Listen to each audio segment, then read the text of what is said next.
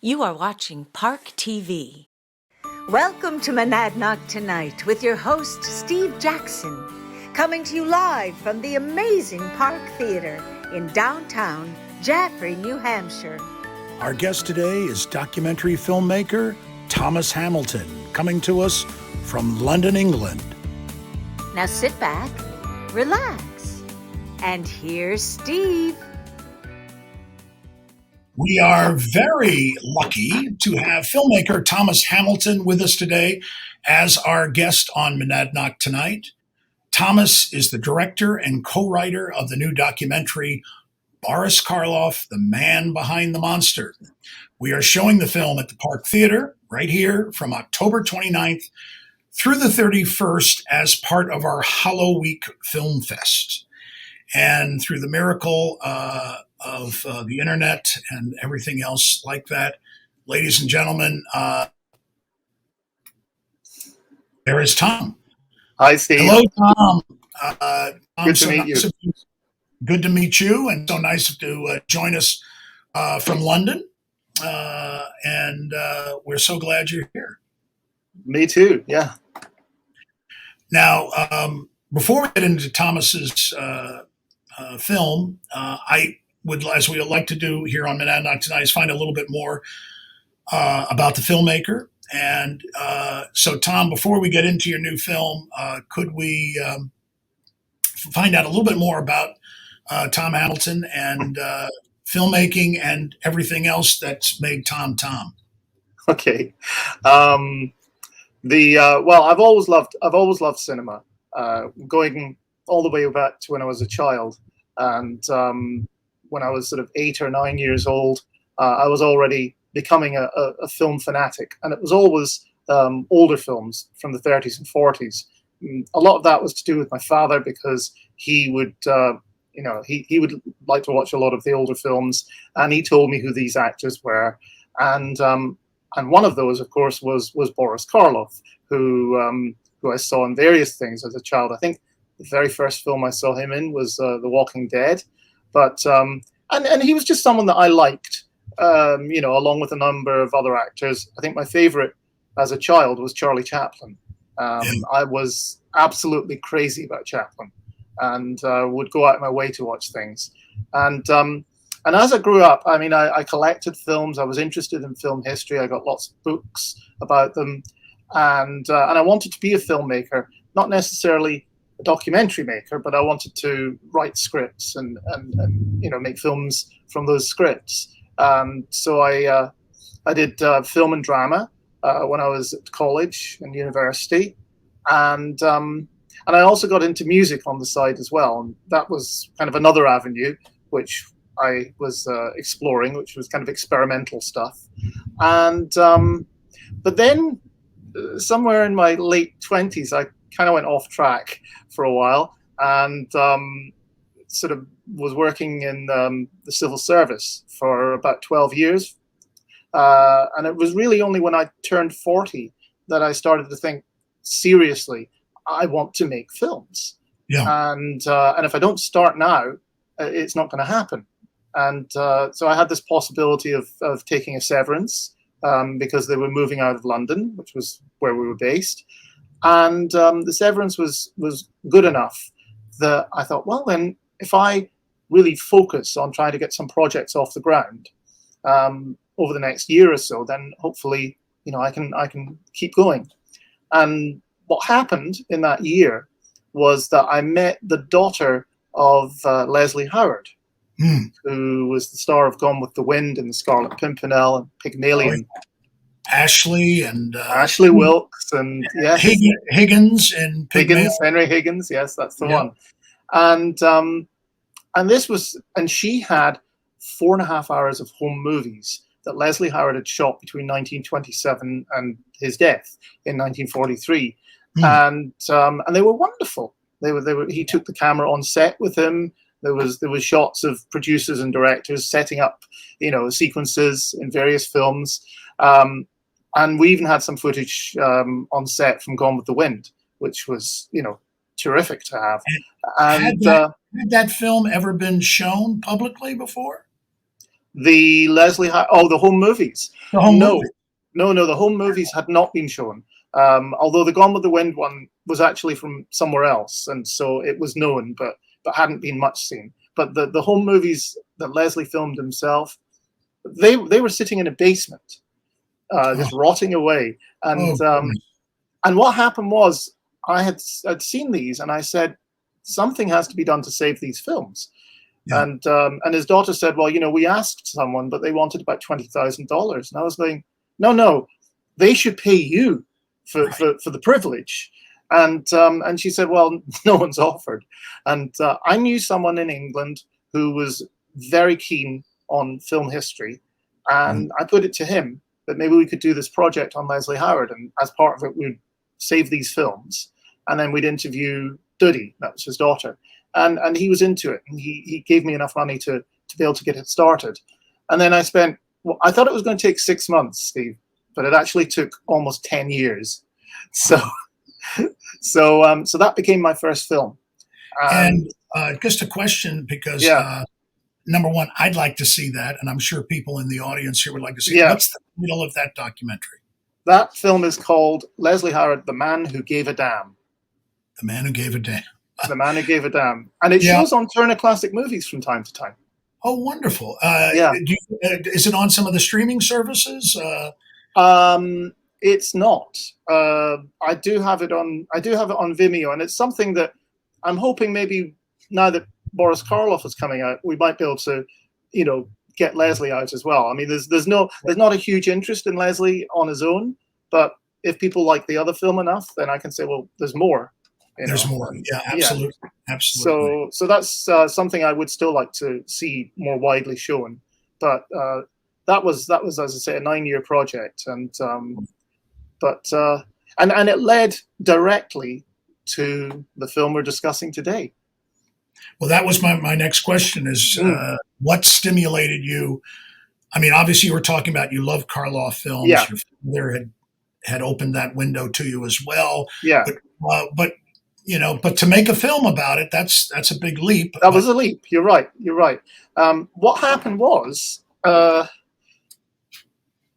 Classic Movies premiered the Leslie Howard film on June the 2nd, 2018. And that was, very exciting for us, even though we weren't in the US at the time. My wife and I knew that something was going to happen once it was shown on Turner Classic Movies.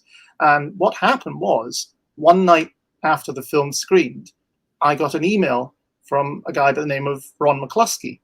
And he said, I saw your Leslie Howard film last night. I really enjoyed it. Would you be interested in making a film about Boris Karloff? And he said, I'm in touch with his daughter, and I know a lot of people that write about him, and I know a few people that worked with him. The only problem is there's no money. And of course, that's the elephant. That's the big thing. And he said, would you be interested? And I was actually about to start another film at that time. But as soon as he said Boris, I started thinking about it, and I thought, well, I was able to raise a lot of the money for Leslie Howard through Kickstarter. And so I was quite familiar with crowdfunding, and I thought, well, if I can somehow scrape together enough, for Leslie Howard, surely Boris Karloff is going to be much easier to raise money for. And I thought, if we do a campaign together, Ron and I, and let people know what we're doing and how we want to do it, we should be able to raise some money. And it was actually very successful. Very successful. Now, can you tell me a little bit about Ron Mccluskey's background? Ron Mccluskey is a New Jersey resident. He lives in Edison. He's a lifetime fan of Boris Karloff. He going back to the early 60s when he first saw Boris on TV. And he even received a letter from Boris Karloff because he heard that Boris was in hospital in 1968. And so he found out where the hospital was, and he sent him a letter and a card wishing him the best and hoping he would recover soon. And he got a reply back saying, yes, I'm as fit as a fiddle and I'm back at work. And thank you so much for your concern. And there was a photograph and everything. And Ron's treasured that to this day. And anyway, so in the 90s, he met Sarah Karloff at one of the sort of earlier conventions. Yeah. And the more he found out about Boris, the more he wanted to do something to commemorate his life. Not just the kind of TV profiles that you get on biography, but something, more substantial. And so for a long time, he was trying to set up this film about Boris. And Ron is enthusiastic, but he's not himself a filmmaker. So, Right. there was only so far he could get. And he couldn't find someone that shared the passion to the degree that he did, who was basically willing to go maybe several years without seeing any money to make it. And so when he came to me, I thought, I was looking for a follow-up. I was looking for something that I could get my teeth into. And I thought, Boris would be great because, first of all, I loved the fact that his career basically encompasses the history of horror films up till 1969. And reflects the way they were treated by the mainstream. Karloff's career kind of rises and falls with the horror films, although he did other things, and we know that he did lots of theater and TV as well, and really showed that he had a range. But it was the horror film where he was the undisputed king. That's where he was always top billed, and so I wanted to tell that story, and I thought, yes, it would be very interesting, and also, as I said earlier, I thought we have a golden opportunity. There are still a lot of people around, and they're all in their 90s, but they're still around that worked with him. And I thought, all the stories that I read about Karloff, I thought, if we can get the people that were actually there when those stories took place, that would really give us something more and something fresh for an audience watching it. So you mentioned Nehemiah Persoff earlier. And yes. For everyone, I don't know how well people know Nehemiah Persoff, but he's this great supporting actor, character actor in the 50s, 60s, 70s, 80s. And he was in An American Tale. He was one of the voices in the Don Bluth cartoon, which was a surprise to me. Anyway, Nehemiah worked with Boris Karloff on Broadway in Peter Pan in 1950. And there was a story that I read in the biography of Karloff about this meeting being called a television union meeting. It was a new union. And nobody turned up apart from Karloff because everyone was scared of, it was getting political at that time and what was going to happen if you were associated with the union. And the only two people that showed up were Karloff and Nehemiah Persoff, who said, I walked in the room and it was empty and there was just this one man at the front of the hall, and it was Boris Karloff. And so I went up to him and we started talking because they were working together anyway. Yeah. And I just thought, I want to hear that told by the person that was in the room with him. And so we had a 4-hour drive each way to Nehemiah. We phoned him and I said, would you be interested? And he said, I'd love to do it. And so we had this long drive out, and Nehemiah was delightful, full of interesting stories.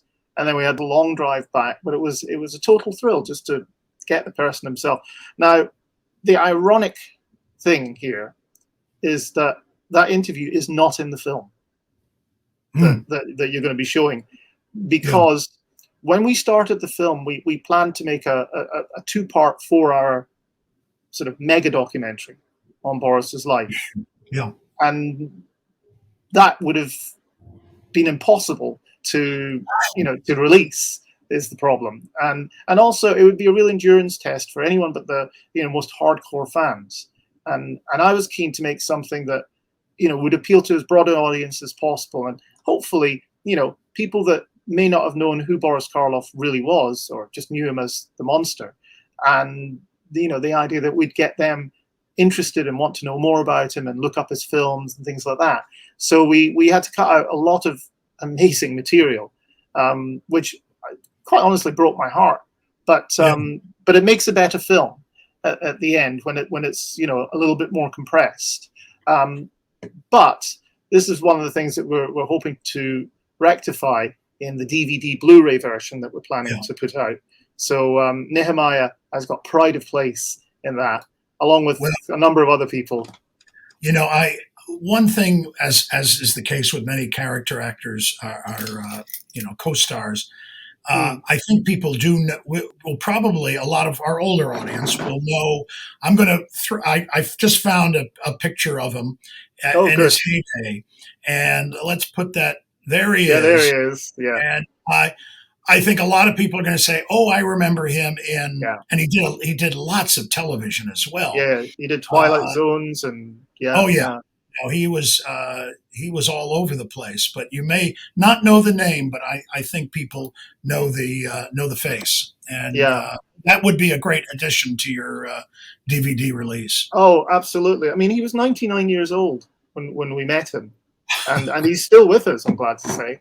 And just so bright, so vibrant, you know. Yeah, when you mentioned that name as someone you interviewed for this film, I really guessed that he had passed because knowing his, that he must have been born probably before 1920 or so, and yes.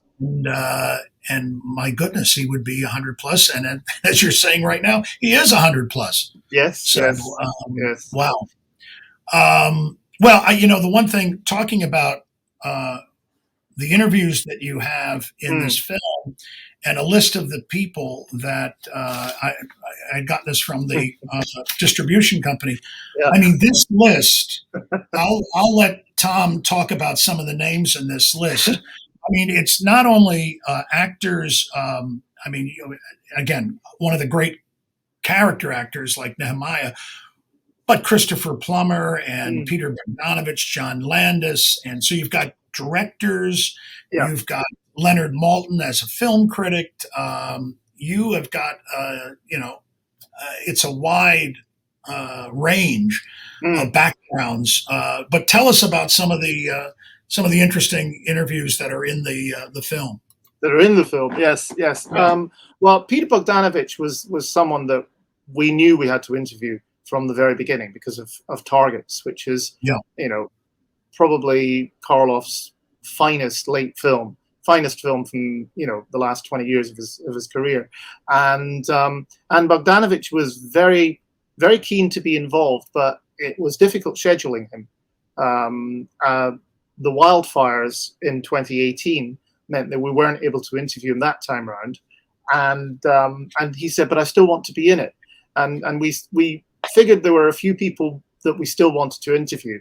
There was Leonard Maltin, not John Landis, we did him, Joe Dante, and Ron Perlman, to name a couple that we still wanted to get in the film, particularly Ron Perlman because of the whole connection with playing, in very heavy makeups, and I felt that he would have an understanding of Boris, which he did. He had a really keen insight into what it must have been like for Boris. So Peter Bogdanovich was someone that we had to have, and that was a thrill when we got him in the room. And people like Roger Corman had to be in there.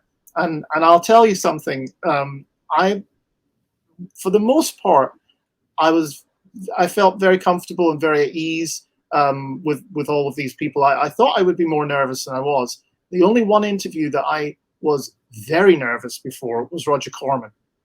And it wasn't anything to do with anything Roger said or did. It was just, he's Roger Corman, and I was kind of shaking before. I think most of our audience knows Roger Corman, but one of the preeminent 1960s and 70s horror directors and producers. Yeah.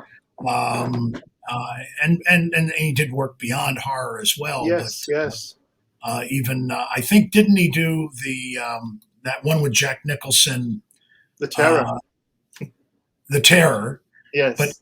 But didn't he do another one with him that was The Raven? The Raven as well. Yes. I'm thinking of the one that was totally. It was turned into a Broadway musical. It was The Little Shop of Horrors. Little Shop of Horrors. Didn't he direct that too? Yes, he did, in 2 days. Yes. But I guarantee you've seen one of Roger Corman's films, and Oh yes, and he has a lot of proteges, including Ron Howard. Claims yes. quite a bit of his film understanding came from Roger. No, so I felt quite.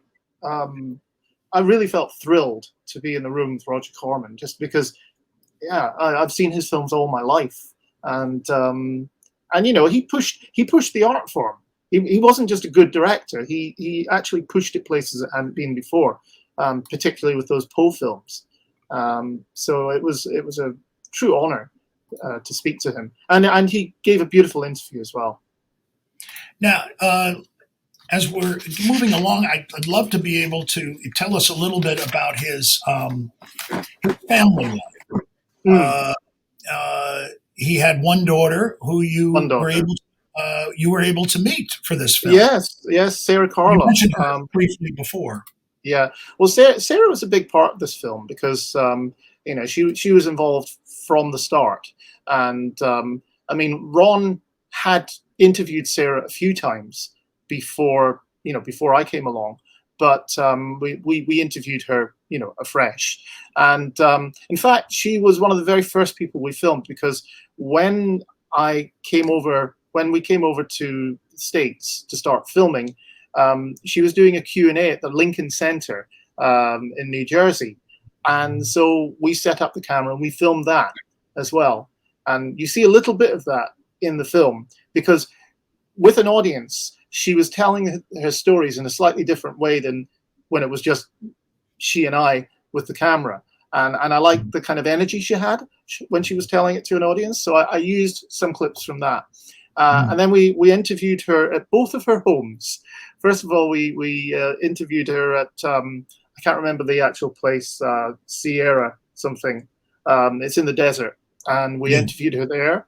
And then a year later, we went to Lake Tahoe, and we interviewed her there. And she took us out for a ride in her boat, California, which was a real thrill. So, California. California. Yeah. And you haven't experienced anything until you be in a speedboat with Sarah Karloff driving. Wow. That is she goes for it. Combination. I would not have expected that, and also a woman who was a little bit up there in age, being Karloff's daughter, but she's still out speedboating. Oh yeah, and she has a little sort of car that she drives around as well, and that she was hitting. Well, I shouldn't say it. I don't want her to get arrested for speeding, but she was going, and my wife and I, the camera guy, were just kind of looking at each other when she was taking us for breakfast one morning. It was like, wow, but she's an amazing character actually, and yes, she's fascinating. Really, if she's doing the Comic-Con convention, she's very proud of her father's legacy and wants to keep it. Absolutely, and that was one of the factors when we were making the film, is that she's obviously she's carrying the torch for her father, and we wanted to honor that as much as possible, and so I gave Sarah, I let Sarah know what we were doing and what we were planning and things like that, so that she wouldn't be surprised in a bad way when she saw anything. And for the most part, it was it went very smoothly, I would say. And in fact, Sarah was at one of the very first screenings of the film on September 17th, and she did a Q&A, which was filmed and which we're hoping to feature in the DVD as well. So you have audience members asking her about the film that she had just seen and her response to it, and it's really great. Yeah. And you were mentioning some of the extras for the DVD. Yes. Do you have a date yet for that release? Yes, we hope to release it on November 23rd, which is the birthday of both Boris Karloff and, amazingly, Sarah Karloff, because she was born on his 51st birthday in 1938. Yes. Wow. Wow. Sorry, Sarah, I didn't mean to give your age away, but yeah. So it's a very important day if we can get it out then, and also it'd be great in the run up to Christmas because it will be the ideal Christmas present for a fan. And what we're planning is something really special. It's going to be a real deluxe DVD, Blu-ray combined. There'll be a booklet in there, an illustrated booklet. And we've got all sorts of extras. We'll hopefully have the Q&A with Sarah that I just mentioned. We'll have bonus sequences that we couldn't feature in the 98-minute. And this will include Nehemiah. It will include people talking about films that we don't really touch on in the documentary proper. And other interviewees such as Peter Asher.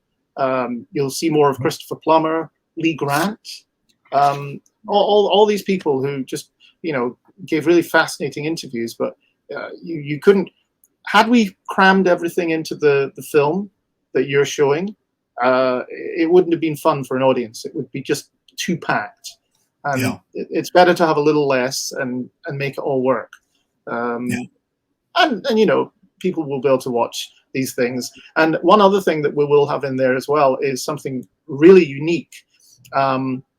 It's a 1 hour, 50-minute interview with Boris Karloff, recorded by the film historian Kevin Brownlow in 1964. And it was never broadcast. It's never been made public. And was that done in the US or UK? In the UK, in London. And so Kevin basically went round to Boris's flat and took all these posters and images from not just his famous films, but his very early films, and got him talking about these in detail. And it's fascinating because you can hear Karloff is lighting his pipe and tapping it out on the table and saying, I don't really remember that person, and this person, yes, him. And he just starts talking very, very freely. And there's a few nuggets in there which are surprising. He refers to Hammer films at one point, the Hammer horror films, and not flatteringly, but it's. Because he was approached. They wanted him to do a remake of The Old Dark House, which was one of his famous films. But in the 60s, early films, but in the 60s, they wanted him to appear in this remake, but they only approached him 2 days before it was supposed to start filming. So it was obviously an afterthought. Oh, let's get Boris Karloff. Right. And they sent him the script, and Boris talks about this, and he says, they sent me the script. It's outrageous. I sent it straight back to them. And he was just, he had no time for Hammer for some reason. Yeah. Although he was friends with Christopher Lee and, Cushing. Yeah, so it's very close. They were neighbors. Cushing, we haven't been able to establish whether they knew each other or not. They never worked together. But it seems very likely that they must have known each other. Yeah. Well, I'm just going to, before we finish up, one other person, because they worked for the same studio and had classic films. What was his relationship like with Bella Lugosi? Bela Lugosi, yes. He was, there's a lot being said. And, if you go online, you'll see a lot of kind of gossip about how they got along. The truth of it is that they were very professional. They actually enjoyed working together, but as people, they were very, very different, and they had completely different social circles. Boris, liked to basically play cricket, and he enjoyed gardening, and he enjoyed also, seeing other actors. Bela Lugosi, on the other hand, tended to surround himself mainly with Hungarian friends, writers. Directors. He was also interested in politics, and so he would be kind of keeping track about what was going on in Hungary, and they just had very divergent interests. So not a great deal in common, although it's interesting because they both had long struggles to establish themselves in their field, and both had this like the big breakthrough, and then in to an extent, Boris struggled to escape typecasting. Bella Lugosi, had a very hard time with that. But wonderful actors, and we have a sequence in the film about the Black Cat, which I think is a marvelous film, and really shows them both at their very best. And I think they liked each other. They were friendly towards each other, but they weren't close friends. And they also had another thing in common, because they were both involved in the Screen Actors Guild, both very passionate about actors' rights. Yeah, that's for everyone who doesn't know, the Screen Actors Guild is the union for actors in film and in broadcast television as well now, and it could be problematic early on because it had its own form of blacklisting for those that in the early days that signed on to it to be a member. And you had kind of you would be blacklisted. Yes, you could be. Yeah. And so for those who were willing to be public about it, like Karloff, they were taking big risks.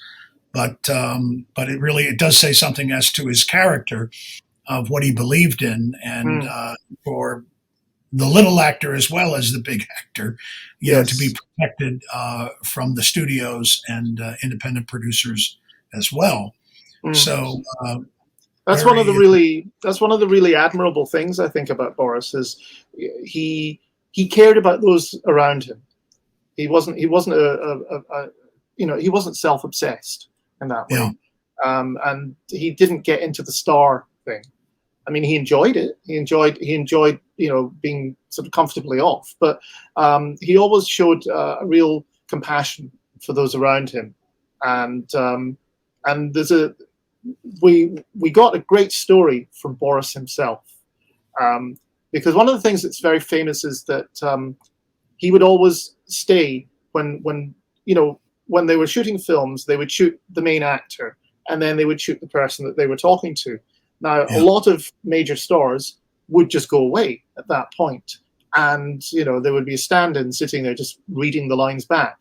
Boris Karloff wasn't like that. He always stayed, and he always would be just out of camera range, giving the lines, so that the actor is getting a performance coming back to them, which makes for much better on-screen chemistry.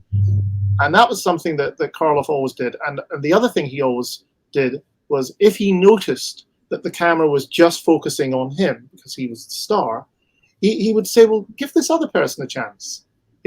She's in the scene as well. Please, film her. And just do it over my shoulder or something. And where this came from was he was in a silent film with one of the Barrymores, Lionel Barrymore, and he was playing a hypnotist. Boris Karloff was playing a hypnotist, and it's a very interesting early horror part for Karloff, and we feature this in the film. And midway through this scene, they were shooting it all on Lionel Barrymore, and Lionel Barrymore said, "No, stop the camera! You can't do this. If the audience can't see what this man is doing and how we're reacting, they're going to miss half the action." And so he insisted that Karloff be shown more, and Karloff never forgot that. And we've got Karloff talking about that, telling that story, which there's no other interview that I've ever found where he talks about that. And but to actually hear him saying it, it's really great. Well, again, to his character, speaks to his character and the care for other actors. Quite amazing. But to learn part of that from one of the other biggies, the predecessors from the Barry, quite amazing. Yeah, and it's a carry it forward thing. You someone does something good to you, and you do something good to the next person, and it's a good philosophy. Very, very good, very good. Going forward, yes. What is your next project? What are you working on right now? Yeah, well, I'm very excited about that. It's going to be Vincent Price. Oh, yes, because right at the beginning, when we were starting work on the Boris Karloff film, I was at one of the conventions that Sarah attends, and Victoria Price, Vincent's daughter, was there, and Sarah introduced us. Victoria said, "Why aren't you doing a film about my father?" And I said, "I'd be delighted to, but I've got to do this one first. But let me come back to you." And so I recently got in touch with Victoria, and she's very keen. And so that's what we're going to be setting up. Really, probably after Christmas, we'll get into it properly. But I'm very excited about that, because that's another fantastic story. And Vincent Price. I mean, who doesn't love Vincent Price? There's nothing better. It's interesting, Victoria, and I've never been able to get a copy of this, and maybe you've already talked to her about it, but it's supposed to be wonderful. Victoria, even though she's she's, I don't know, 10 years younger than I, but we went to the same college, Williams College in Massachusetts. And her father gave the graduation speech. Oh, wow. And all I ever saw were photographs of it. I got to believe, and I would say this might have been, I don't know what year she graduated, maybe 1990. Yeah. But I'll never forget in our alumni newsletter that here's a picture of Vincent Price giving the graduation speech with his daughter in the audience. Wow. And I got to believe that is a wonderful piece of footage if somebody has it. Maybe the college has it. I don't know. But I'd love to hear what he tells graduating students, philosophy of how to look at life as you graduate and what you're going to do in the future. I'm sure it's wonderful. Steve, thank you for sharing that with me, because I'm going to try and find that footage and if possible, feature it, because I think that would be key. She may, and very likely, Victoria might have it. Somebody she might give yes. it what was done. But I mean, clearly, it was a time of video cameras, so somebody might have a VHS or something of it. But this has been fascinating, and but more fascinating is everyone come to see Tom's film. Again, it's Boris Karloff, the man behind the monster. And here at the Park Theatre, it will be shown from October 29th through Halloween night, October 31st, 7:30 each night. And please, everyone, based on everything Tom's been talking about from the film, it's going to be fascinating, and you're going to learn a lot more. If you have any appreciation already about Boris Karloff, and if you don't know anything, this is the way to find out more about and his movies and his monsters. So, Tom, thanks so much. Best of luck with you with the rest of the film and the release of the DVD. And I've got to hear more about Vincent Price. I mean, we'll stay tuned for that. Yes, indeed. Okay, Steve. Really nice talking to you. Good talking to you. Okay.